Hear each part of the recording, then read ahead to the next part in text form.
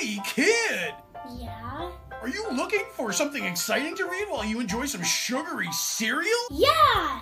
Then grab a copy of Mighty Mascots from Alterna Comics! Born from the ashes of a disastrous 3D printing accident, 8 living advertisements have banded together to right the wrongs of this world, led by a former child star. These unlikely heroes are freaks to some, but you will know them as the Mighty Mascots. The miniseries is 3 issues full color and printed on glorious newsprint.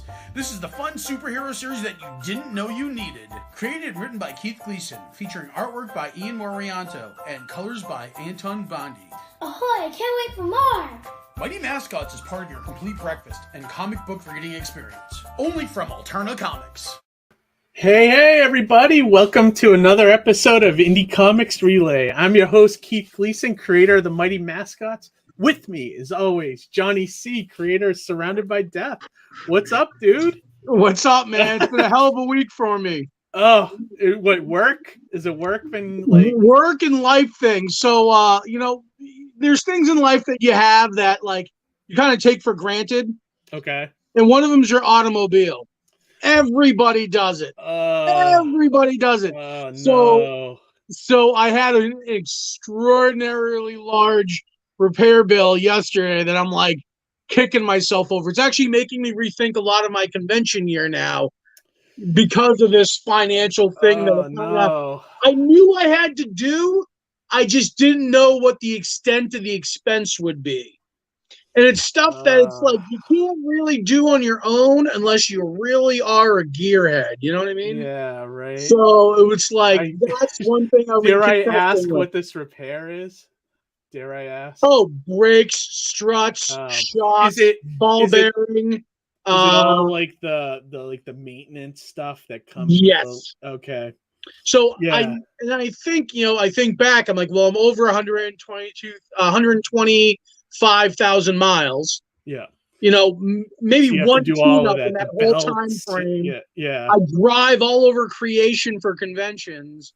So it's like it catches up to you and you don't think about it. And that's not plan for you it. Think about it, yeah. But it's like in the back of the head going like, I gotta get it done. I gotta get it done until like it gets to the point where you're like, oh, I need to get this done. You know what I mean? Yeah. And it's like when you we're going to both be at Saratoga this weekend. That's a long ride. Upstate New York, that's for sure. Yeah, exactly. That's what I looked it up today, and it's like 3-hour ride for me. Yeah, so that must be about 3.5 for you, right? Yep. Yeah, jeez. Yep. But yeah, so me and Johnny will be at Saratoga Comic-Con this weekend. So if you guys are up in, was it upstate New York? Is that upstate New York? Yeah, come by. Yeah, it's going to be 2 days of fun. A bunch of our friends will be there, like Jay Moores and a few other people, right? It's gonna. Yep, it's 45 minutes north of Albany. So if nice. You kind of know where Albany is, just head north a little bit further, and you're there. Awesome. I definitely want to share the Mighty Mascots pre-launch too here before we bring our guest in tonight. So this is live now. And I think I showed it last show, but you can sign up. Look at this beautiful variant by Steve Mardo. Love it. Yeah, isn't that cool? We finally got a colored version of it. It's just going to be 3 more issues of fun. I'm working on the stretch goals now, Johnny. I'm thinking just by talking to our guests here and stuff, I think what I'm going to focus on stretch goal wise is like to make the issues better as we unlock stretch goals. So it goes from like a regular issue to it's going to have a bonus gallery now, or cool behind the scenes kind of stuff, like a special edition issue that's going to be like more premium than your standard release. Exactly. And I think I think that's what people are kind of looking for with this stuff now. It's like, how many bookmarks are you going to have? How many, how many stickers, how many trading cards you're going to get? You know what I mean? It's like, well, go ahead. I mean, I'd like to see a Mighty Mascot cereal bowl. personally. That's not a I bad know idea. logistically that's like a nightmare from like the fulfillment end, but You're right. I'm talking from like the super fan end of things, Yeah. and I think that would be awesome. That might be kind of cool. I'd have to look into that. I mean, I don't know if they do custom cereal bowls, but maybe. I'm confident that they do. I'll have to look it up. That might be something, you know. I Or it will could send be you some- links to places overseas that will print these for you as cheap as possible. I'm just saying this because I want to pony up some cash to own one myself. Gotcha. Awesome. Yeah, I'll think about it. You know, like I don't know if I do it for this campaign, but maybe future. Maybe for the future. Maybe well, next I year's love campaign. the cereal box. I thought that was awesome. I just need a bowl of cereal to go with it now. Yeah, I know that's the hard part, right? We're coming up with stretch goals and things to offer, and I don't know. I just got the feeling from people that they want more comic, you know, like and rather. I don't know. Maybe I'll do a poll on Twitter and see what people think, you know. But that was what I think every was kinda audience is thinking. different too. Like some audiences love like the tchotchkes and the extras that go with the book, and then some people like just more book. You know what I mean? Oh yeah, definitely. Before we bring in Wes, we're a little bit on a time. We're a little bit behind. We're a little bit behind, but also Wes, you know, has a family and everything, so we want to kind of try to keep it to like 90 minutes tonight. So I'll bring him in. Nice tight show. And tight show. And but I do want to say hello to the audience real quick. So we got Ara with us. Ara, thank you for joining us Awesome once again, people. my friend. And look at this. Some love for Wes. Oh, how I Oh, love Unit nice. 44. Look at that. That's awesome. Have you read Unit 44 by Alterna, Johnny? I'm not. I'm gonna have to check it out. Yeah, I think you'd like it, especially if you like comedy stuff. It's like it looks like kind of like, so I know nothing about it. Yeah. But if I had to judge the book by its cover, it looked like kind of almost like a modernized Men in Black kind of thing, where it was, or like, but you know, like that, just that buddy cop where it's like the straight guy and like the comedic guy. You know what I mean? Like, yeah. Like it's kind of like it's like Men in Black, but if they were kind of moronic. Yeah. You'll see. Like I'll have Wes explain. Yeah, I can't wait to dig into it with Wes. It's pretty funny. And Roland's in the chat tonight. Hey, Roland, we haven't seen you for a little while. Good, thanks for joining us, man. Let me see. We got some more comments here. Ara said, "Hey Keith, Johnny C, what's up?" Roland says he backed Black Rhapsody yesterday. I think that's the one from Miss Rena, right? The Black. That's Rhapsody. correct. Yes. Did you back it, Johnny? I did. Oh, great! I know she hit the goal. I think yesterday or the day before, something like that. She's coming on the show in a couple weeks to talk it up again. Let me see. I traveled. That's going to be the episode that she splits with Paul. Yeah, two other people. Yeah. Well, 3. Yeah, 3. We're going to do 3 people that night. So that'll be good. We'll get everybody talking. We'll have a good time. Yep. I traveled over 7 miles in Dorchester today, half of which I ran in about an hour. Yeah, right. Traveling in Dorchester, right? Jay Moore, the comedian. I wish. No, it's Jay Moore, the artist. Right? Spelled differently. It's M-O. Is it M-O-O-E-R-S? I think, right? Jay Moore's. M-O-E-R-S. Yeah. M-O-O-E-R-S. Yep. And then I think that she's very funny. I almost would prefer Jay Moore's over Jay Moore, but that's just me. Stretch goal goodies are hit and miss for me. Some are cool, but I think most of them are junk. So that's what I was kind of getting at, Johnny, with what, you know, the vibe in the room, you know. I'll take the cereal bowl. See, like Ara's looking about the cereal bowl too, you know, so maybe. Heck look, yeah. Roger Morocco. Love you guys. Roger, thanks for love Roger. Us. He's he'll be with us this weekend. Oh, really? Is he going to be at Saratoga? Yeah, nice. He'll be at Saratoga. Nice to see him. Is he going to help you at the table? Yeah, he's going to keep the hanger honors away from the table. So that way, we got a few of those in Saratoga. Oh God, I can't wait. All right, so since we're on a time crunch, and I've been wanting to talk to Wes for a long time. And I fully apologize for for being late. No, it's okay. So a little background, like I've talked to Wes here and there on DMs and things like that because we're all in the Alterna DM stuff. And I've read Unit 44. I think it's a great book. I think it's funny. It's drawn well. Great lettering by Wes. Great storytelling.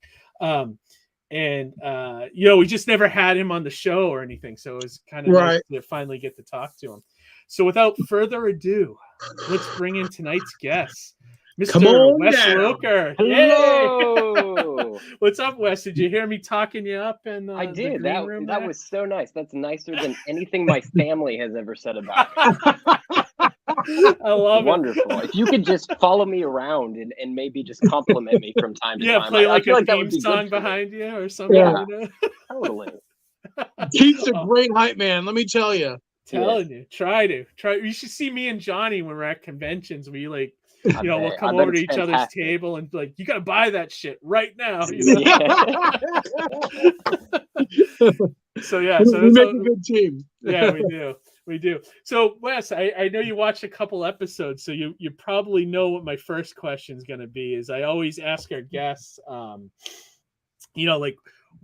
was there like a comic book or a TV show or movie in your past that kind of put you in like on the path to wanting to be like a comic creator or writer, anything like that? Oh man, so many things, to be honest with you. Like I honestly don't think that I could have avoided it if I wanted to. And the first reason above everything else is that I grew up in a household where my dad was a writer. He's a career journalist and he was an author. And my mother was an English teacher. So like every so every night you're like faded. It was like my grammar was getting corrected, and my dad was talking about, he was a journalist, so he was always talking about like current events and interesting stories that were happening within the community. So it was just like, it was always there. And then comics, they just kind of appeared one day when I remember I went to a drugstore with my mom, and this was back when they had like spinner racks. I'm actually a lot older than I look. So yeah, I know you look like you're like 15. Yeah, man, I look great for my age, as it turns out. He's actually 55. Close. But I remember like the spinner rack having these like Teenage Mutant Ninja Turtle adventures that were basically like, I remember that. Yeah, they would take like the cartoons and basically like make them into a comic book kind of, like an adaptation. So I got my start there, and so every time that I was so excited that my mom needed medicine because I could go and buy comic books. I don't know, probably not the best thing in the world, but and then eventually, after I had basically bought everything that they had there, they had Turtles, they had Archie, there was some old like G.I. Joe Transformer stuff that I remember. But my dad he said, if you like these comic book things, there's actually a store here in town and all they sell is comic books. You might be interested in that. And I would be very interested in that. So I started going there, and it just became, a hangout for me. It became a haven where I kind of like found my people. And this is, I'm only in like maybe 4th grade at this point, but whenever my mom was going into town, she would just drop me off there, and I'd spend hours there just talking to the store owners who were super cool. The other thing was, though, that I didn't realize that comics only came out once a week. So like I was going in on Wednesday, but then I was going in again on Saturday, or then random Monday.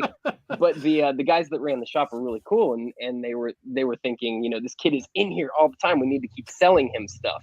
I don't remember like anybody else ever being in the store. So for all I know, I was the one who was keeping them afloat like for like 8 years. That's great. What year is this, by the way? This has got to be like 94, 95. 94, 95. Okay. Yeah. But what was really cool is because I was buying all the Marvel comics that I was reading. I was always a Marvel guy more than DC. So I was reading Spider-Man and Daredevil and the various Avengers titles and all the cool events that were coming out. That was right back when Image was first starting up too.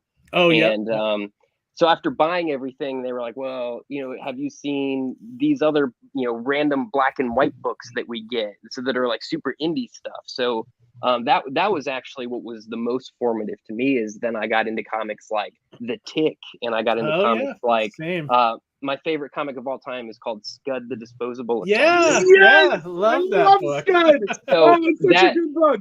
So that then you'll appreciate this. That book is what I try to achieve with every project that I create. That's kind of like my That's guiding a really light. great That's benchmark to hold yourself Yeah. to. Yeah.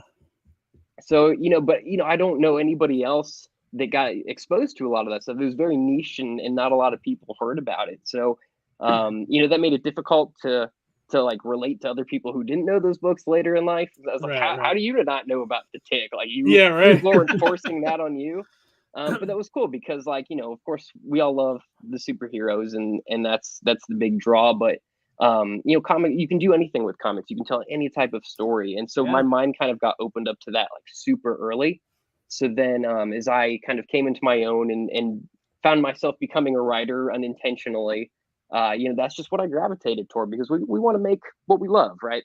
Right. So it's cool that you got to try other things besides Marvel and DC. And sort of the same thing happened to me too, because I remember like up here in New England, there was the Tick and there was like Teenage Mutant, all those books, and I think at the time when I started sampling those is when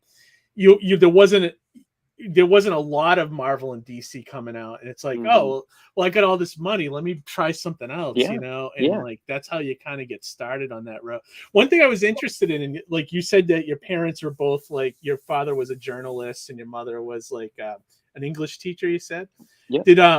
Were they like, when you started reading comics, did they kind of frown upon it? Because I know comics weren't cool, back in the 90s and 80s, No, thankfully, my parents are super cool. They never like steered me away from anything. I would bring home. We also had like a really great used bookstore in my hometown, and so I would go there and just buy random things. So I would come home with a stack of like Stephen King books in sixth grade, and they didn't bat an eye. Like they were just like, find what you like it's all good. There's nothing that's going to hurt you in these books. So they've been nothing but supportive throughout like my entire career, which is fantastic. I like that they said that nothing in these books will hurt you. Because like I feel like there's some kind of disconnect with like today's kids and reading material, like like when YA became a thing, and it's like I look at the YA stuff and I just think it's kind of dumb. Like I don't know. I look at it and it's like, why would you read this when you have like Stephen King or you have like these like high-end writers, and it's like, why would you read the Hunger Games? You know what I mean? Like when you have like Stephen King. Well, we have to remember YA at our for our generation was like Babysitter's Club and these books that weren't really targeted at us. So I guess if you took something like Hunger Games and presented it to us at that time, maybe we'd be more like apprehensive or acceptive of it rather. Yeah, I'm pretty sure that we all would have loved the Hunger Games at that, if we were at that age. But the way to look at it, because I hear what you're saying, Keith, and I agree to a point. But you have to think of like all of our free time, we have media coming at us, and that free time we have can either be spent watching Netflix or TikTok or YouTube or Twitch. So for me, it's like if anybody chooses just to read, whether that's a comic book or a Stephen King novel or a crappy YA novel, I love that. You're like, and that's the important part. And I hear that a lot too. Go ahead, Johnny. I was just going to say, one of the things you mentioned before, Wes, and it was actually one of the things that, multiple things drew me to comics. But one of the things was that, there were these awesome superhero cartoons in the 90s. Of course. Batman, Spider-Man, X-Men. And like you said, they would have like each episode adapted as a comic and called adventures, right? Right. Yeah. So now we, being the viewing populace then, unless we had a very smart VCR, we would miss episodes and they would re-air them, or they would maybe re-air them, luckily in a different mid-season or summer season thing. So if we missed an episode. But that's kind of what drove me to the store, was that I knew that there was these comics based upon episodes. If I missed an episode of the show, I can go get the book. It's not like we had a DVR. Yeah, that's a great point. Convenience, you know what I mean? Nowadays we have that. And I think in some ways it makes it even harder to connect to an audience to read a comic, you know? Absolutely. Well, that, and I think too, like, you know, you look at like Wes and you Johnny mentioned that like these kids have everything kind of coming at them, TikTok, everything, and it's like you look at a comic book and it's like this archaic like pamphlet thing, you know what I mean? And like it's like kids are like, what, does it move? You know, like they're looking for something like that has some kind of interactivity to it. It's like it's almost like handing a kid a fossil. You know what I mean? Right. Like, Yeah. Or you know, handing like, one of us an 8-track. Yeah. right. That's a great. Like, what the hell am I going to do with this thing? Yeah, right. No, and I think that's part of the challenge with you know, and this is a whole other discussion, but finding like a younger audience to connect with your books, you know. So But at the same time, it's like, you know, you guys do a ton of conventions, and I haven't in a few years, but I look forward to getting back to it soon. But, you know, I feel like I see a lot of kids at conventions, which is great. Yeah. Yep. And I don't know, like, you know, I don't know if you specifically, Keith, I think with Mighty Mascots, that's like a prime thing that kids would be drawn to. Definitely. So it's like, like, a lot of parents that'll buy it for their kids. Yeah. So I mean, that's good. You know, at least they're trying, and I love the fact that they're there, and even if they're there just because they love Marvel movies or DC movies, if that gets them in the door, that's great. That exposes them. And to something new. Cosplay thing, like I think it all kind of like goes together. It makes a fun experience for kids, and like I think the great thing about Alterna stuff is that it's so cheap, and like when I'll do it, like I have all 6 issues now, so when I'm at a show, I'll do all 6 for $10, and people are like, "You get all 6 of these for 10?" Like they can't even believe it. You know, their minds are blown, and I think that's part of why Alterna. I like being part of Alterna because of that reason alone, is because Pete is kind of going in the other direction of all these companies and trying to make it cheap for people and, you know, giving them good comics on top of that, you know? So like your the newsprint probably helps a lot. You know what I mean? Time.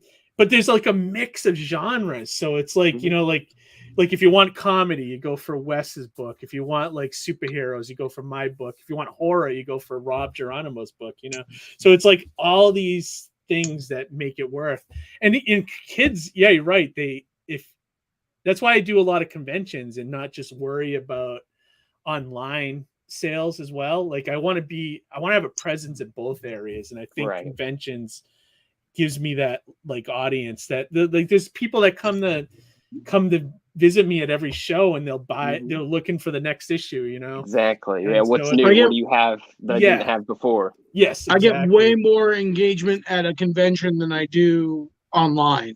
Online is stand out. Easy for somebody to ignore you.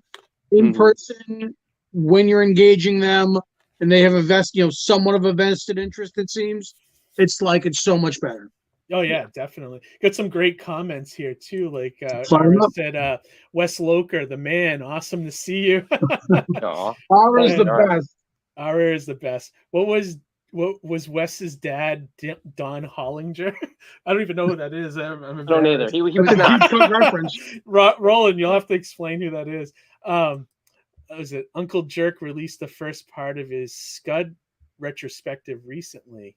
Is that a YouTuber or something? Maybe. Okay. I don't know. TMT and the Tick are from Massachusetts. Yep, I knew that. Yep. Modern YA is inept drivel designed to appeal to self-absorbed egos of Zoomers.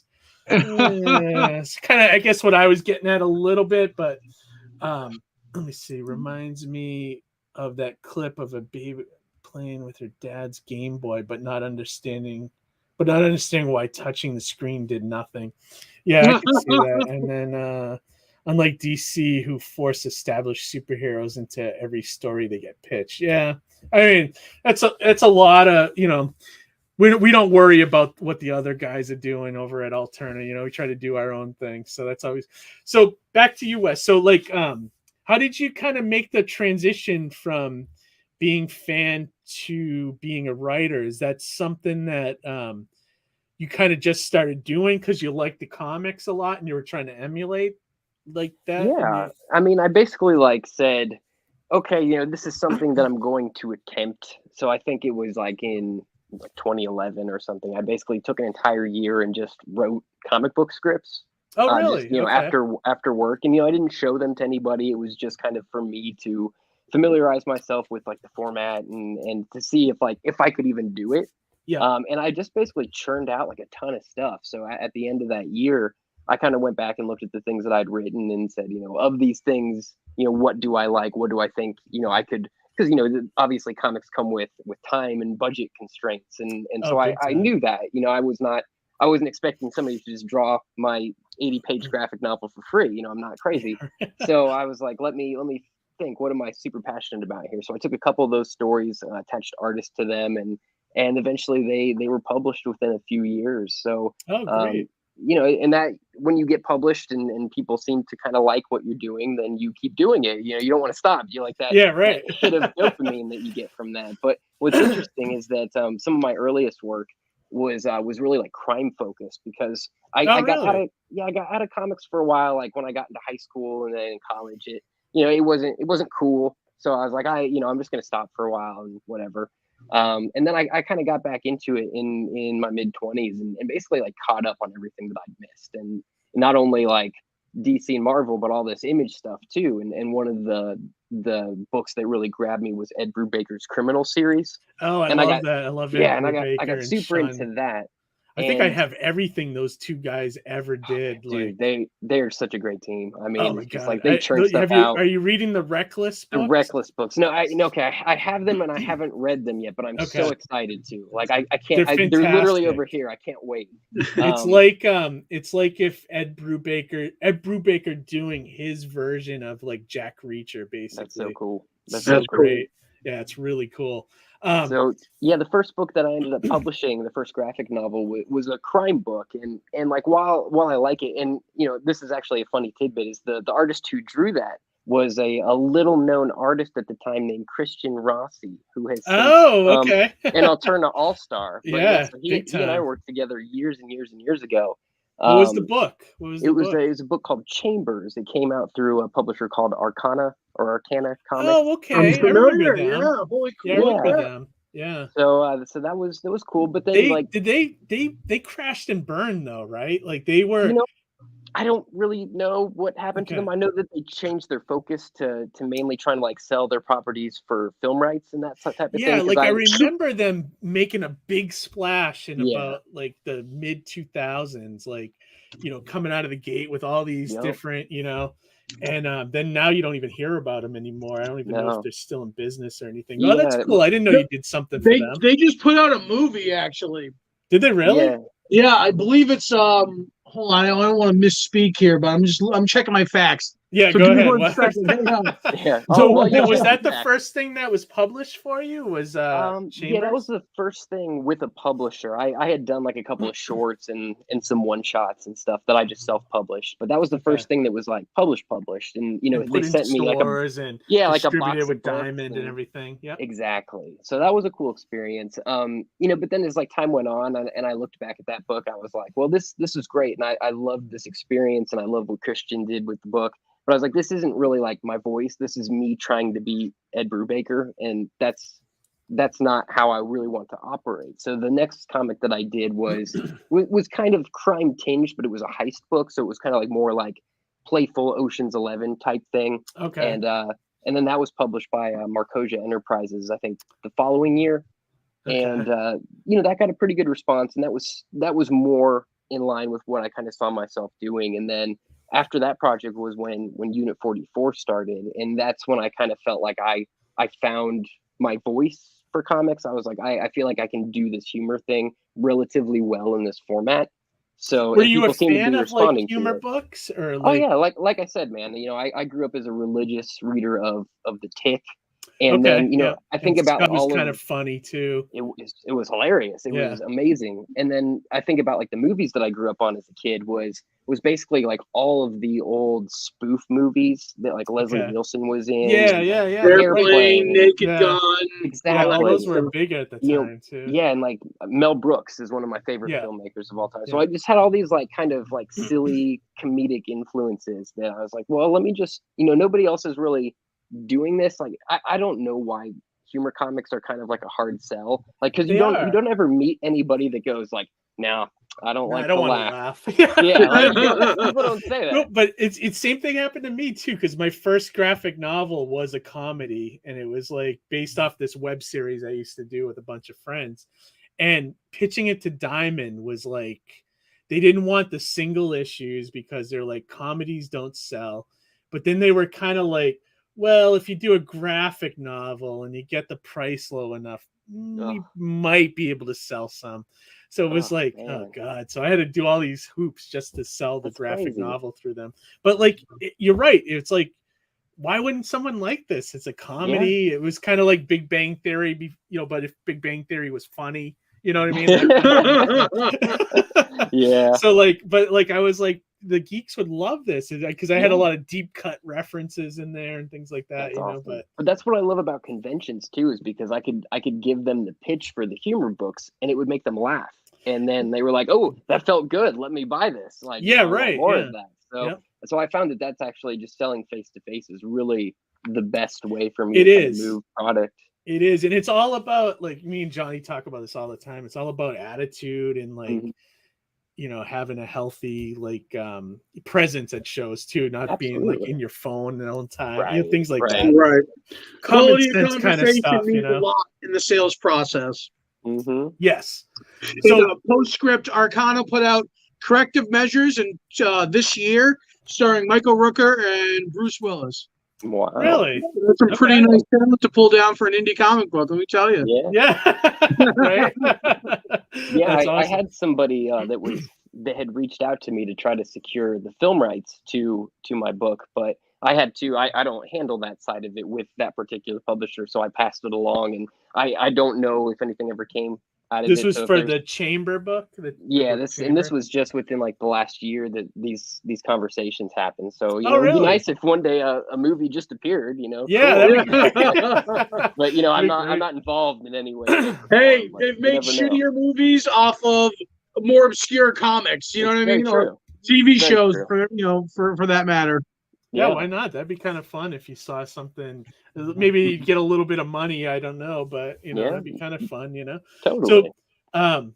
So yeah, I love the Unit 44. I've read all 4 issues, and so I need the elevator pitch on. Yeah. I was gonna say, I want you to explain the series to Johnny. Because Sure. I think the premise is hilarious. Oh, thanks, man. So the gist of Unit 44, and just to kind of give a little bit of background, the first 4 issues came out through Alterna Comics but about 3 years ago. And previously we did like a graphic novel of the book and such. So it's been published a couple different times in a couple different formats. But the gist is that 2 inept Area 51 employees forget to pay the rent on the facility's offsite storage unit, and the secret contents are sold at public auction. And so in order to prevent an alien invasion, they have to recover a specific item from the locker to basically save the world. So that's what happens within the first 4 issues. And we recently were promoted to an ongoing series at Alterna. Okay. So we're going to have great. 4 new issues every year. Awesome. So now we're taking those 2 idiot agents and we're sending them out on like a new case file for every issue. So each issue will be a self-contained story where they investigate something or just we see like day-to-day life around Area 51 since we don't really know what it's like. So I'm going to explore all that. Yeah, it totally. I like that. X-Files as a sitcom is how I like to kind of pitch Yeah, it. that's great. Nice. If I like Mulder that. and Scully were idiots, basically. Yeah, exactly. Yeah, I love the characters, so I'm looking forward to more. So you're gonna try to do 4 issues a year? That's awesome. Yeah, we already have our 4 in the bag for this year, and we switched up our creative team when we came back. The original, the original artist of the series, his name is Ed Jimenez. Wonderful human being.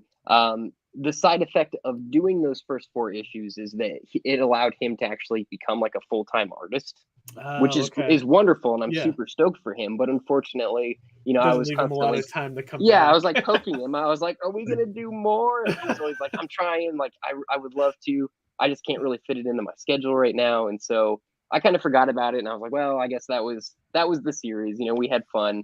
And then when the pandemic rolled around, I was like, "Man, I really need to write something that's fun." And that was kind of how the stories were manifesting themselves, were through these 2 characters. I was like, I still have more to do. Oh, good.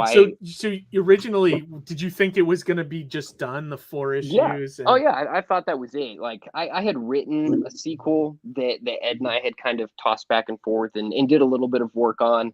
But it just, it was a few years ago and it died. And, I didn't want to just kick a dead horse. I was like, let me go make other stuff. Okay. So then when it came back to, okay, I'm writing new scripts for these and they're all kind of self-contained. The original idea that I pitched to Peter was at Alterna was I was like, I'm going to come back and we're going to do, self-contained stories, and each issue will have a different artist.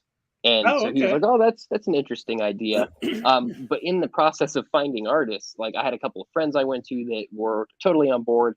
And then one of the artists that I reached out to was somebody that I hadn't worked with before, but whose art I really liked, who is Alexander Jovich, who is the artist on Mr. Crypt. Yeah. And so he was totally on board, like loved the idea. It turns out that he has like a super wacky sense of humor, which I wasn't aware of. But he drew the heck out of this issue. And so I sent him another one, and then we did another issue. Oh, cool. And I was like, hey, do you just want to be the artist? And he was like, yeah. He's like, that'd be great. Well, I think Mr. Crypt is over, right? After Pete was saying after these next 3 issues, and it's kind of sad. I like that character in that book. Yeah, so if you benefit from it, if you Yeah. benefit from it, that's even better, So I like that he's still gonna work. You know what I mean? Mr. Crypt might be over, but at least he found another home at Alterna, which is great. Totally. And I look forward to more issues. I can't wait. Let me show the campaign real quick. I'm sure. Well, Keith's bringing that up, Wes. Curious, like when your ideas manifest, how do they typically manifest for you? And what are your typical first steps in the process? Well, typically, like they always hit at the worst possible times, like right as I'm falling asleep at night, and I'm like, I'll remember this idea in the morning. Yeah, and you never do. No one ever remembers. Or they hit it like in the shower a lot, or if I'm on the toilet, I'm not too proud to admit that. If I like to go for walks, so a lot of stuff kind of that just movement helps my brain a lot. But I can speak specifically to Unit 44 because I remember exactly how this all happened. Please. I came home from work one night, and I was working as a journalist at the time, so I was covering some events late at night. And I got home and I flopped down on the couch, and my wife was watching TV, and I was like, "What are we watching?" She said, "Oh, this is a show called Storage Wars, where people they try to buy storage units that are unpaid, and they try to sell the contents for a profit." And I was like, "Oh, wouldn't it be crazy if somebody found some like the truth of like who killed Kennedy in there?" And it's like, "Oh, that's dumb." And I was like, "Wait, I have an idea." And I just I went and I grabbed a notebook and I literally just like scribbled out like 5 really rough pages of what that story that popped into my head was. And that's pretty much how it came out too. It really didn't change a whole lot from my initial like feverish writing. So it's usually just writing it down, trying to see if it makes sense. I usually have a good group of people that I can take an idea to and say, "Hey, do you think this is worth pursuing, or am I crazy here?"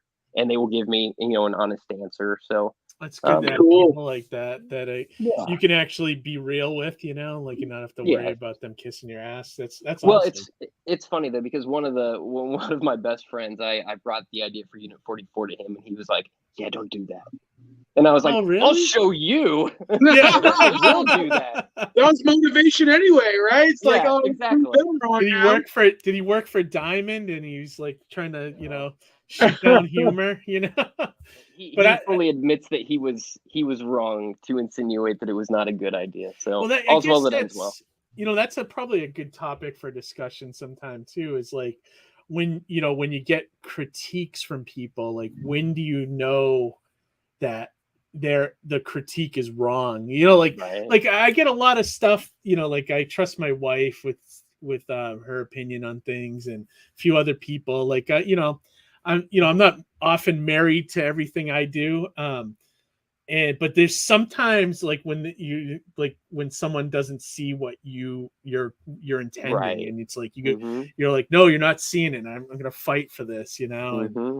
You have to look at the person first before you consider the critique. You know what I mean? Like some people, they just love to shit on stuff whether they should, shouldn't, right or Yeah, wrong. You know what I that's mean? true. Yeah, So that's true. just one of those things, you know. Yeah, true. So so let's take a look at the campaign Look real at the quick. campaign. Well, me and Johnny And often over show the 14K, by the way, like amazing, you know? Yeah, right. Like, Yeah. that's so awesome. And the other crazy thing, Johnny, is this one has less issues than the previous winter and fall campaign. I think both of those had 10 issues or lot. more, right? Yeah, I just got my winter order just last week, and it was a ton of books. I didn't even remember it being that many. Yeah, I know. I'm still waiting for mine. I should be getting it any day now. Can't wait. But yeah, so this is kind of, I mean, it's impressive the amount of money versus, you know, how many books are in the campaign. So if you haven't read the original Unit 44, they have the giant issue, which collects 1 through 4 on this Correct. campaign. Yeah. So Cool. and I love this alien dude that's in the first miniseries. This guy was awesome. That's our little homage to the old X Factor issue there of that's a classic. But yeah, that was our original issue 4 cover that we repurposed for the Giant. So for anybody that's watching that hasn't checked out Unit 44, I think the Giant is like $6 and you get like 90 pages. Yeah, it's all 4 ridiculous. issues. That's all you need, you know. And then of course we got Tinseltown, the final issue, another issue of Downcast, which is great. All these books are great. Wolf and Batsy's fun. Mr. Crypt, I think this is the final Mr. Crypt storyline. And then Unit 44, which I love the cover. I mean, Alexander did a great job. I mean, well, it's actually like the likenesses. The cover was done by our original artist, Ed Jimenez. So even though he couldn't participate in the full series, he was like, hey, I'll still do covers when I can. Oh, really? Okay. Yeah, he drew like a backup strip I think will be in this issue.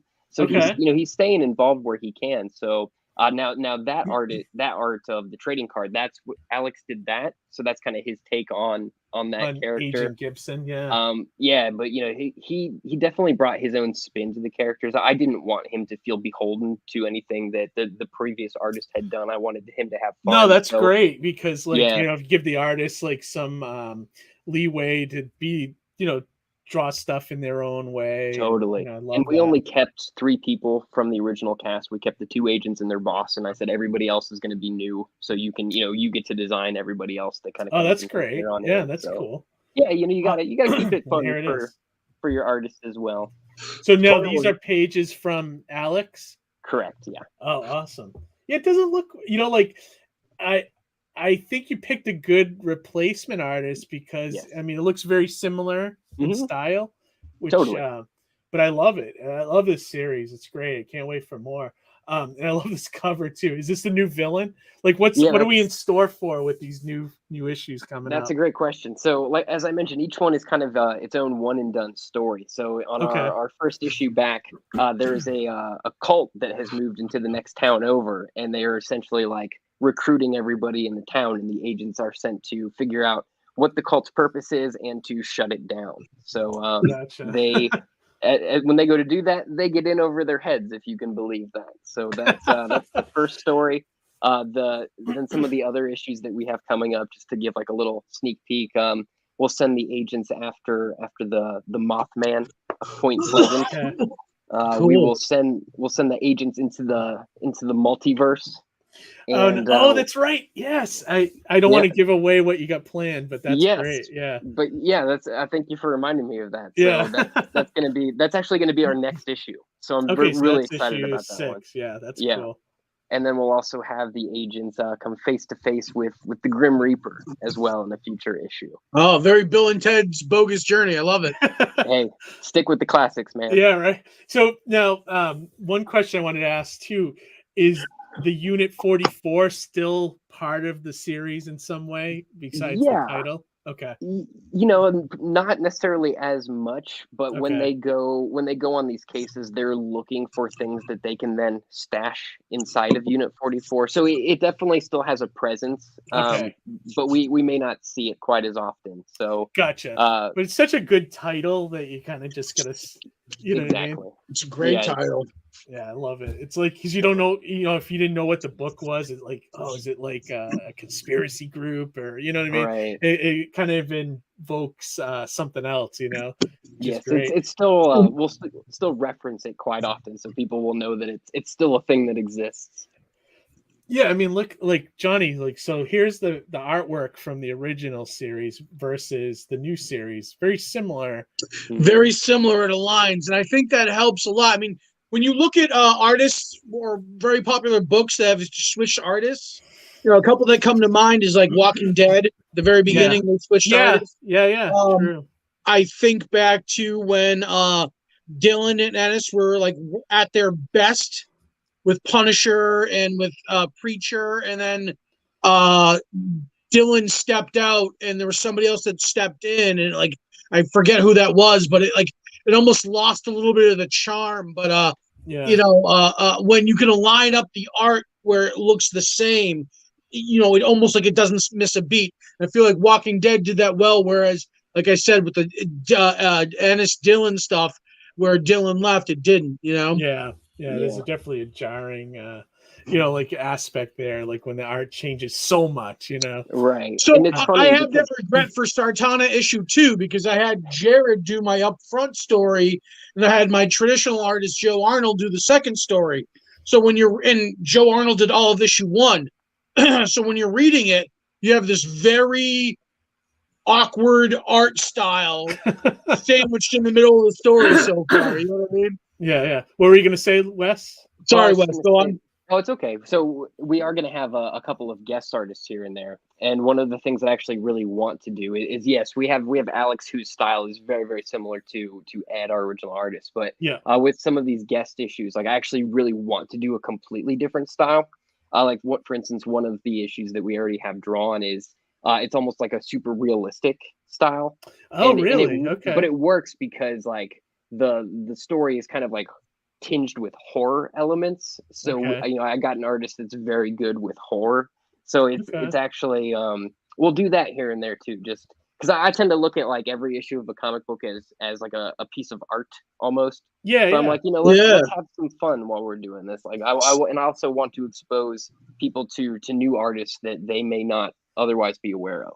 Yeah. So I like that. some stories can really do that though too, where they can do something completely different from what the normal tone is, and they can make it work. And if I'm thinking in TV terms or movie terms, like X-Files did a Cops episode, very different from all the other ones, but it was still very much an X-Files episode. Community. Anybody who watched that show, like they always had like a paintball episode in almost every season after the first one, and that was a completely different tone than what the standard show was. So it can be done. It's nuanced. It takes a little work, but it's it can be really fun when you can nail it. Yeah, definitely. I implore everybody out there, if you're an Alterna fan, to check out Unit 44. It's a great book, and if you like comedy books, it's even better. I like that you're doing one and done. So that doesn't seem to be a lot. There doesn't seem to be many comics doing that anymore, which is I think is great. You get the issue, and you're going to have a beginning, middle, and end. Exactly. One of the most common questions I would get at conventions was people pick up like a single issue and say, "Is this the whole story?" And I'm like, "Well, no, that's number 2. In fact, it says it right there on the front." But I see how important that is to people. So it's like let's explore that. And honestly, like the other big reason that I did it is because it's kind of a challenge for me as a writer. It's it's not easy to do that and then have like an underlying story that kind of goes through all the issues, even though they're one and done. How do we then connect them with the tissue? Kind of like what them? Marvel used to do in the 80s. Right, exactly. Like, remember Spider-Man was like that a lot, where there was always underlying threads, and like then each issue was kind of its own thing, unless it was a multi-parter. I'm trying to do that a little bit with Mascots too. Like I did my number 7 that's going to be on the new campaign is my first stab at doing a one and done. Awesome.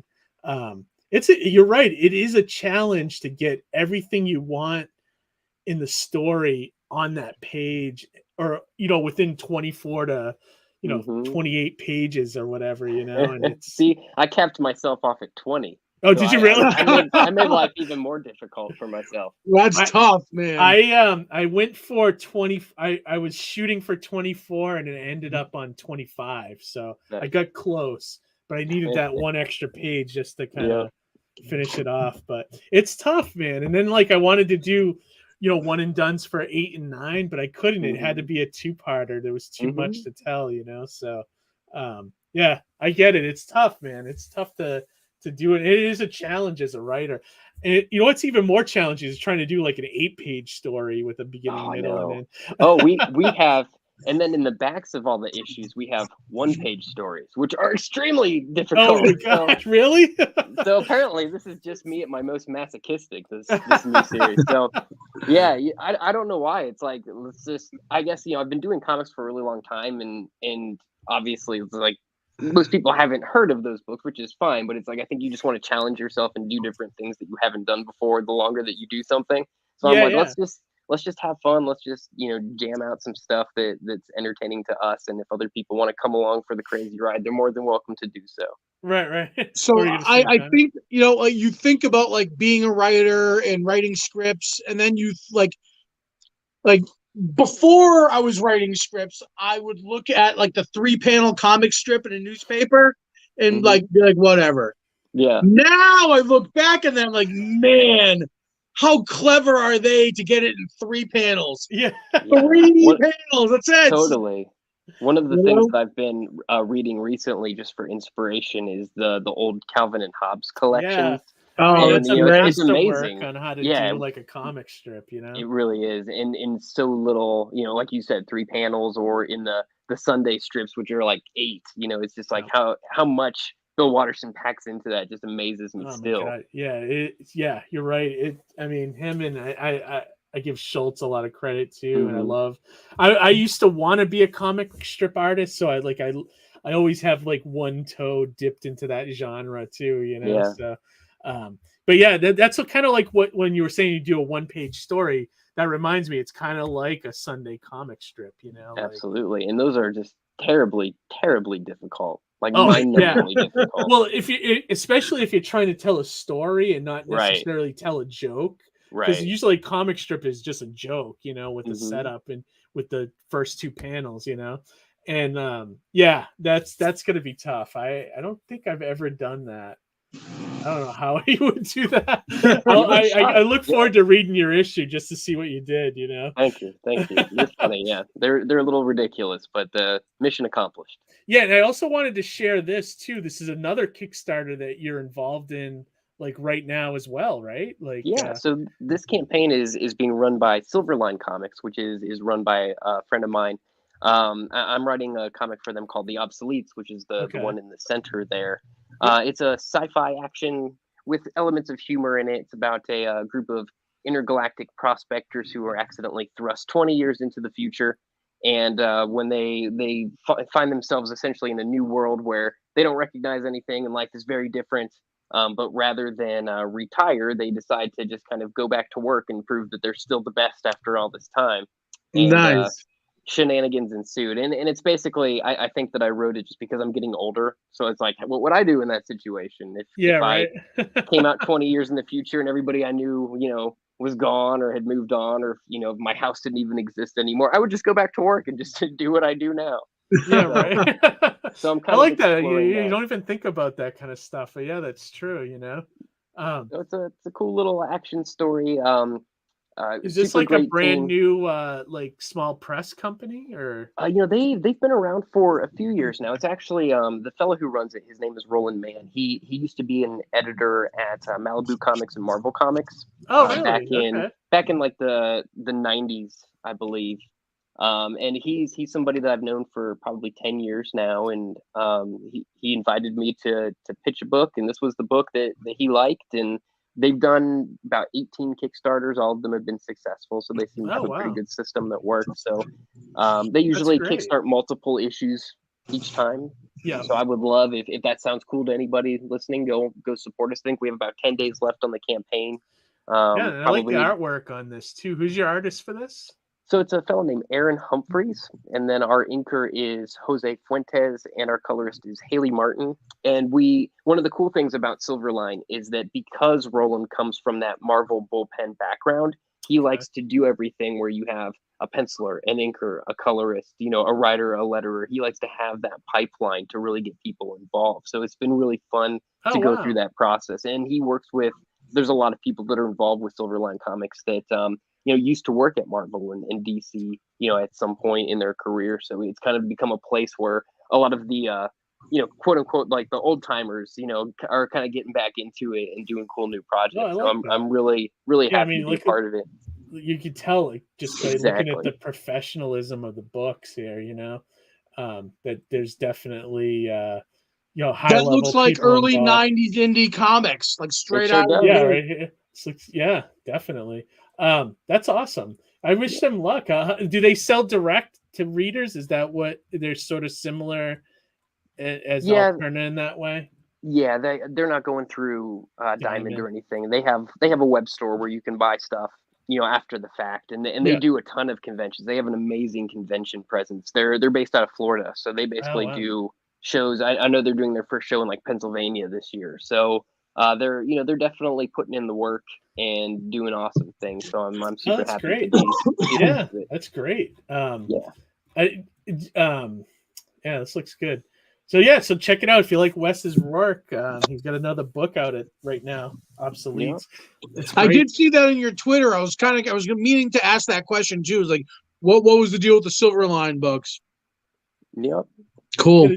That's cool. We'll have to keep an eye out on that publisher, Johnny, and see what happens with those guys. The other thing I wanted to talk to you about, Wes, too, is like I know you you write for video games too, right? That's actually my day job. Yeah, no. So wow. So did that come after comics or?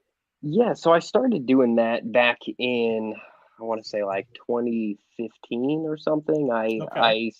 I basically had become a freelance writer. I was doing whatever I could to kind of make ends meet. So it was a lot of copywriting or ghost writing. Throwing out everything. Just trying stuff too, just to see what I liked and what I felt like I was good at. And I came across an opportunity at a game studio, and I'd never done game writing. I knew a bit about it. I'd studied it in college, and I also had just done a little bit of homework on my own as far as what it took to kind of get into that industry.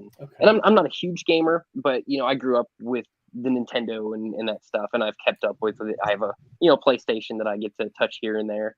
But I was like, I love the medium. I think like the interactive story element is super cool, and I already think visually because of comics. So really, it feels kind of like the next step in that. So it kind of goes hand in hand a little bit. It does. And so my application to that company was basically a bunch of comic books because that's all I had. And they said, we're looking for somebody that can do serialized storytelling, that can put out like a new story on our mobile app every week. And they hired me for the job, and I worked with that company for about 3 years, and then started getting offers from other companies and just kind of bounced around to various different studios. And the studio that I work with now, which is called Magic Tavern, I've been with them for about 3 years, and last year we put out a mobile game that was a hit. So we were like the number one game in the world for like almost a year. So that was awesome. Cool. What was the game? The game is called Project Makeover. It's a match 3 game where you get to like help people live their best lives by fixing their appearance, fixing their homes or apartments, and giving them kind of a new style, which is not necessarily what you would think. When you look at me, you don't think like, oh, that's a guy that knows about makeovers. But the team that I work with is amazing. I love all of them, and it was such a great experience. I actually just transferred off that project really recently, but we got to do a crossover with the Netflix show Queer Eye. So I actually got to write for all those characters and interact with that camp. So that was a great kind of send off to that. Yeah, I was gonna say like like that premise, this is a makeover thing. How does that lend to like Like, what's the story that you would write for that? Like, Sure. if they gave me that premise, I'd be like, I don't know what to do with this. Like, so yeah, so tell me tell me a little bit about that. Yeah, it's not as hard as it sounds because we have a Okay. team of designers and artists that all collaborate together to kind of come up with these characters that need help. So, for instance, we try to alternate, genders. So we're doing, females and males, pretty evenly distributed. But we've had characters that were like, a former spy who wanted to leave his double life behind and spend more time with his family. And so Okay. there's kind of like these humorous slants that you can take on it. So it's not necessarily the most serious thing Gotcha. in the Like, world. so if you were gonna do like a makeover for like James Bond or something. Exactly. Okay. Exactly. So yeah, and we do have stuff that gets a little deep. Like we've done like foster parents, and we've done people who are having trouble finding love, or people who feel alone, or people who are dealing with like depression or anxiety. So there's a lot of real elements to it. Cool. So yeah, I mean, I'm very proud of the work that I've done, even though it's kind of a silly game. But it's let us touch on a lot of very real issues and just a lot of fun stories as well. So Maybe that's Do what. you- Go ahead. Go ahead. I was John. just gonna say, do you find that easier or more challenging than writing comics typically? That's a good question. Easier. Just again because I'm working with so many talented people that there's just no lack of ideas. There's never a point where you can get stumped because there's always somebody to kind of throw an idea to keep things moving along. The studio that I work at, we're pretty small. There's only about a dozen of us, and like we don't assume that we have the best idea. Like anybody's welcome to contribute on any level. So even though I'm is it not an kind of like artist, a writer's room, like a TV writer's room kind of not thing? at all. No. No. Okay. For a long time. No, I just didn't know like if everyone's throwing ideas or if you guys have the bulletin board with all the post-it No. notes on it. Okay. It's not that glamorous, unfortunately. Okay. No, for a long time when the game was being developed, because it takes like 2 years to make a video game. So I was working on this for a really long time before it ever came out. And Okay. so for the bulk of that, I was the only writer on the project. Oh, really? Okay. Through its release, and then we now have 2 writers on the project just because we're having to release new content to keep players engaged and people coming back and continue to play. So no, it was great because I got to really establish the whole tone of the game and Oh, cool. come up with the characters and that type of thing. And we're a virtual studio, so I don't go to an office. So we That's all nice. it's just a lot of Nice. like That. just meeting face to face, through Zoom or whatever, and just kind of like throwing out ideas and spitballing. And I'm addicted to collaboration. Like that's the main reason I love comic books, is because I love working with artists that make my stuff better.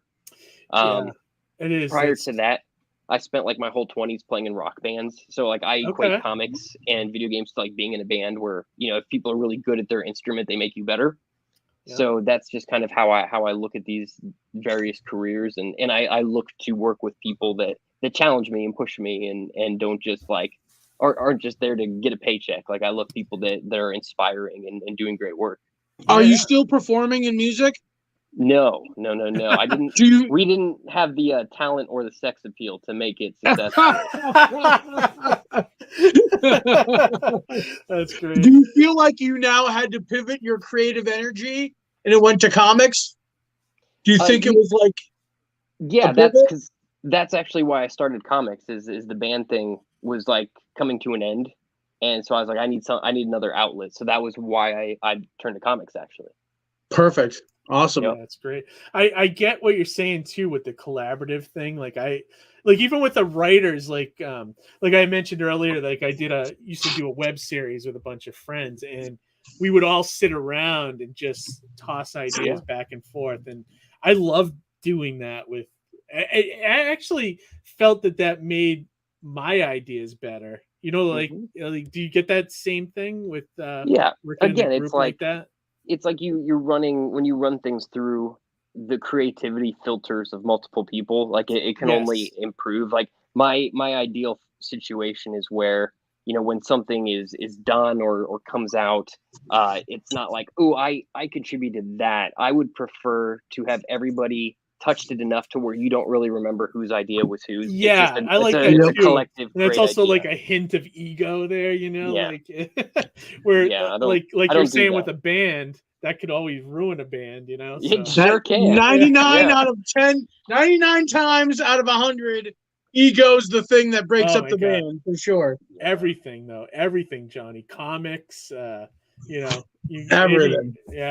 ego can ruin you so quick, you know.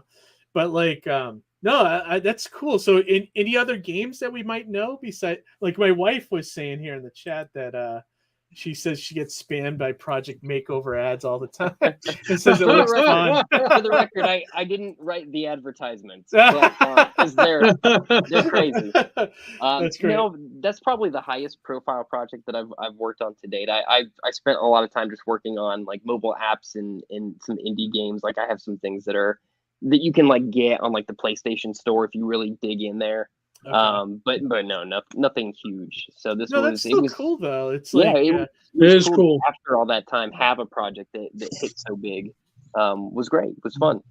and it's always cool that like you're actually getting paid to be a writer. You know what I mean? Like Sure. it's not just like with comics you get like, you know, you get the royalties later on, but it's like, you know, that's your day job, you know, like writer. You know what I mean? I love that. It's great. The other thing that I like then feel like obligated to tell people is that, you know, it's not just me sitting at the keyboard all day going like, oh, I'm writing amazing characters and worlds. Yeah, right. Like, no, right. I'm in my 10th meeting of the day, and I have to write this like technical document, and something changed in the game, so now I have to rewrite everything that I wrote yesterday. Sounds frustrating. Yeah, That that's sounds a little wildly frustrating.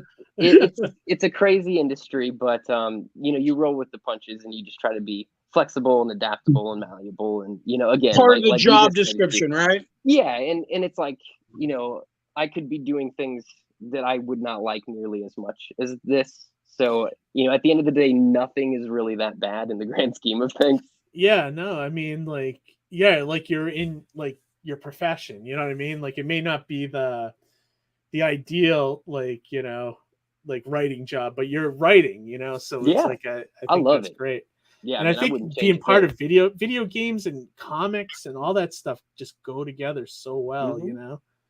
Totally. Like I think I think a cool dream job would be to like write wrestling, like write, you know, like you know, like be in that writing room, you know, like because I always think wrestling and comics are kind of the same thing a lot of ways. They're identical. Yeah, they really are.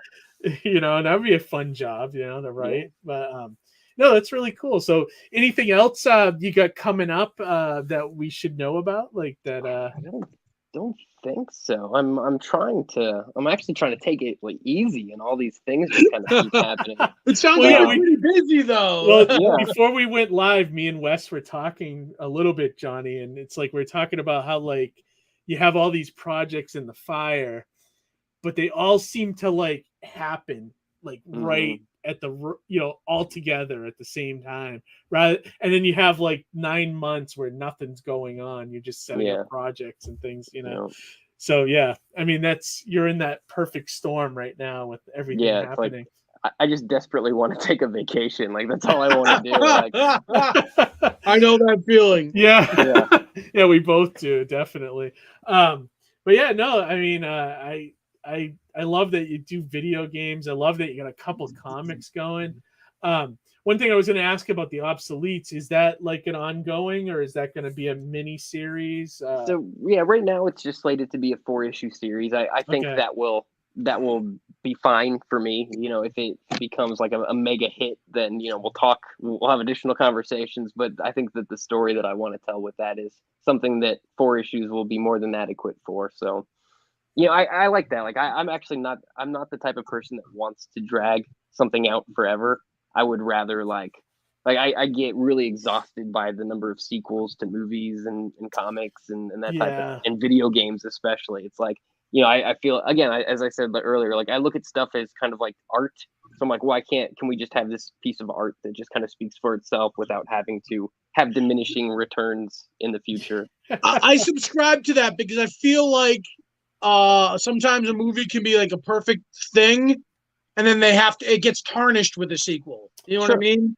Well, Like, and I think that's part of the problem the Marvel comics movies have right now. It's like you can't bring in like a good director and then they get their arms tied behind their back trying to make a movie because they have to do all of the whole MCU upkeep. You know what I mean? Like, it's funny too, and I mean, just no spoilers on Doctor Strange, but Doctor Strange feels less like a sequel to the first movie and more like a sequel to WandaVision.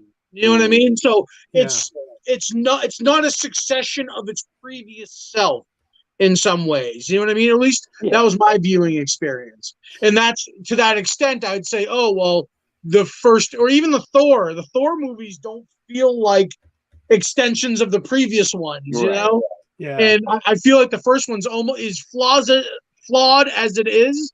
It's also kind of perfect in a way, you know? Well, I think part of that, Johnny, is what you're saying, and I agree with you, is that it starts off as a sequel to Thor, but it's also a sequel to everything that's happened in the MCU up to that point. So it's like you're almost like that's what I was kind of getting at, whereas like is kind of why I'm getting a little tired of the Marvel movies is because each one just doesn't feel like it matters on its own. It just feels like here's the next thing that's going to happen in the MCU, you know, like, so I don't know. I still, you know, I like those cool moments, but overall, like, I don't know. It's like a love-hate thing with me too, you know, I don't know. Right. Yeah. You can see both sides of the coin. You seeing that too, right, you know? Wes? Like you feel that way? Like I feel like like the MCU, and I don't mean to tank this interview and talk about Kevin Feige and the Marvel universe, but like I feel like after Endgame, the MCU has kind of like lost its way. Like I feel like they finished that storyline and they almost should have just stopped making movies for a few years and just kind of like, you know what I mean? And that surprise us with something, you know. But at the same time too, it's like I totally hear everything you're saying, and I love those movies, and I've seen all of them. And even though like when I start to feel exhausted, like I felt exhausted watching the Eternals in a movie theater because it just felt like the movie was eternal. Yeah, I just wanted it to end. But at the same time, I was like, you know what? It's like if 1994, 1995 Wes knew that these movies would one day come out, like he would have been so excited. So like just enjoy it. Just like eat your popcorn, watch the movie. Just I feel that too. Like every once in a while, I'll just be like, can you believe like I would tell my younger self that one day Rocket Raccoon's gonna be in a movie, and right.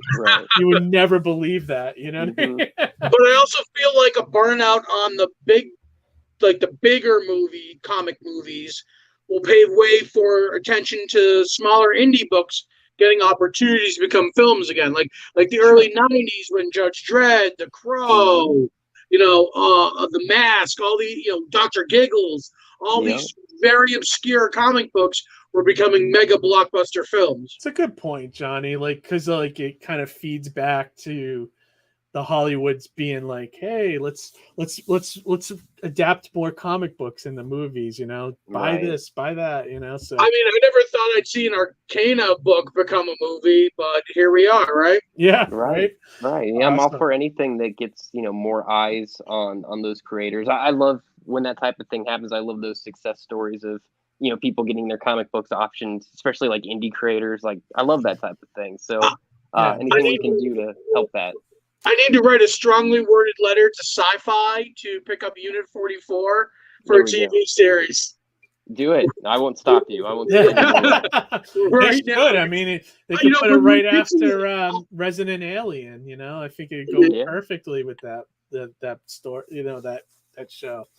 Even just the tone of the book, from what you've described, sounds like it could be lent to that media very perfectly. You know, it could translate very well. Something happened with your audio, Johnny, just now. It seems like you're farther away or something. Oh, I don't know. Like I said, I'm on my phone right now. Oh, okay. Maybe it's like dying or something.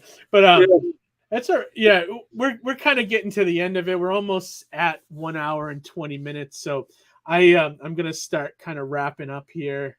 I just do. There was a couple good comments here that I wanted to point out. Harry had said, Holy crap, alien talk. I tuned in late. Harry's one of our funny viewers every week. He always has funny comments here. Amy said Empty Man was an indie book made into a movie, right? Yeah, definitely. And that was one of the ones that no one saw, you know. We finally lived long enough to see superhero movies in theaters all the time. I'm looking forward to She-Hulk. Yeah, that's true. I mean, you know, for a while they were a joke, and then, you know, and then they were kind of like real serious, and now they're fun. It's all over the place, you know, and we're kind of spoiled now as fans, you know. You know, to the point where you can say like, oh, that comic book movie last year, you know, was terrible, you know, but you know, even the worst comic book movie, you know, if you think about the one that you've seen that you hate the most, like, it's still great that we have that, because if that was the only one, you would love it. You would kill for that. That's everybody who saw Morbius. Yeah, right? Yeah. If you put that out back in like 1985, it'd be the biggest movie ever, you know? It's all about perspective. Oh, yeah, definitely. So, all right. So we're going to start wrapping up here. I was going to say, you know, check out the 2 campaigns that Wes has going now. We got the Alterna one, which most of you guys probably already know about. We've talked about that a couple times on this show. You know, check it out. You can get all 6 issues here for, I forget what it was. It's like, is it $15 plus shipping? I think 15 plus 5. I mean, how you can't get a better deal in comics than that. No, and I believe those books are shipping in June too, so it's coming. If not before, so it's right around the corner. Up. I know all the books are finished. It's Pete will have those printed, and when they get back from the printer, they go right out the door. And then if you already have the original Unit 44, you can build your own bundle, which is amazing, you know. And just get the books, the new books, if you want, you know. But I'd say buy Unit 44 again. I would agree with that. And then you get the Agent Gibson card in this run, so that's even better, you know. So that's great. So, and you get the card with Abigail Moore from Tinseltown too, as well. So one of my favorite check books. that out. Yeah, that's your favorite book, right, Johnny? From Alterna? Oh, is it? Nice, because I actually was the letterer on the newest volume, Losing the Light. So Nice. I can tell you, having lettered the final issue, that it's a killer. Like Dave Lucarelli did, man, he closes this book out like amazingly, like super cool. So if anybody's a fan of this series of Tinseltown, they're gonna love what he's cooking up. That's awesome. Nice, Dave's so talented. I love him. I have all, you know, the 4 issues before it. I always wait. When I know it's a mini series, I'll wait and read all 5 together. So I can't wait to get that last one so I can read it finally. And then check out Silverline, their Kickstarter on it's called Silverline Science Fiction Extravaganza on Kickstarter. Yep. We got about 10 more days to make the books happen. So if you can help us out, awesome. If not, just tell a friend who likes comics about it. Yeah, there you go. I shared the link in there for the Kickstarter. And it's the Obsoletes that Wes has a book coming out along with these other 2 books that look pretty cool. So check that out. More great comics, indie comics out there. Johnny, got anything that you want to post or, you know, promote? Or Well, first I just wanted to take the time to thank Wes for coming on. Thank you so much for coming on the show. Thank you for having me. Your comics with us. We appreciate it. We definitely hope that you come back for the future. Happy to. Yeah, absolutely, for whatever you have going. And I just want to do a quick rundown. We go at lightning speed for things that are happening on Kickstarter, aside from lessons that you should back. So there's the following casework by Jack Holder going on right now still. The Resistance, that's going on by Kyle Kaminsky. Gun Engine Zero, former guest to the show. That's happening right now. Boston Metaphysical Society. That's happening as well. The Gallows Man, issues 1 and 2. Look for that on Kickstarter. The Adventures of Wonder Duck. George Medina's book. That's active right now. We also have The Beckoning of Aetherius. That's another individual that's reached out to us before. They're running that campaign. And an upcoming guest, Phil Myra, has Purple Eyes Volume 1, which is an anthology series launching I think it launched yesterday. And the Awesome. concept is your eyes turn purple and you have 73 minutes to live. Oh, jeez. Oh wow. Yeah, so it's Okay. a really cool concept. I'm very curious to see some of the stories in that book. That's a cool horror concept too. Yeah. I like that. Very cool. And that's an anthology, right? That's an anthology. Yeah, we'll have Phil talk about it on the next show. Awesome. Let me just say hi to Adam Warlock, who's just joining us, even though we're closing out the show. He said, "Hail, Alterna, hail Unit 44." How cool is that? Awesome. Yeah, and I definitely want to say the same thing, Wes. Glad to finally have you on the show and actually talk to you, not just in text, and then pick your brain a little bit about where Unit 44 came from and all of your other books. So yeah, definitely check out the Alterna Spring campaign. Back all the books there, and you could even get. I think I'm on one of the sketch card artists on that campaign. So if you want a sketch card from me, definitely back that, and then grab Unit 44 at the same time. Also, check out Mighty Mascots. The pre-launch campaign for 7, 8, and 9 is live. Get a free sticker, right? Get a free sticker if you sign up and back the campaign. So that'll be cool. Yeah, that's about it. I think come check out me and Johnny at Saratoga Comic-Con this weekend. Yeah, have 2 fun days with that of one. yeah, it should be good. I'm looking forward to it. It's always how would you describe Saratoga Comic-Con, Johnny? It's a good kind of mid-sized Comic-Con show, anywhere between 3,000 to 7,000 people, depending upon the weekend. I'm a little bit nervous about this weekend because I saw the weather. Okay. And it's gonna be like the first weekend we're gonna get 80s. Oh, that could be kind of that might kill the show. And I'm hoping I hope not. I hope not. Not trying to jinx anything, but the fall show was dynamite. So many people. So weather is a factor with Comic-Con. So such a factor. And we're just talking about too. This week is we're finally getting the good weather, and people are going to want to come out and go and not be at a Comic-Con. That's for sure. So we'll see. I mean, we got some great guests going to the show. We've got James O'Barr. We've got Big Lang from The Crow. A couple other people. I can't even think of it at the top of my head, but there's some really awesome guests that are going to be there. So check it out on the website. Awesome. All right, great. Well, we're going to wrap up this episode of Indie Comics Relay. So come see me and Johnny at Saratoga Comic-Con this weekend. And if not, come back in 2 weeks. We'll be live again. I think I got our old friend coming on the show, Tony D, which I haven't talked to in years. Can't wait to talk to him and get all his stuff, find out what he's up to. But yeah, that's about it for this episode of Indie Comics Relay. So we're gonna close it out here. Say goodbye to everybody and have a great week and read some comics. All right, guys, have a good night. Bye. See ya.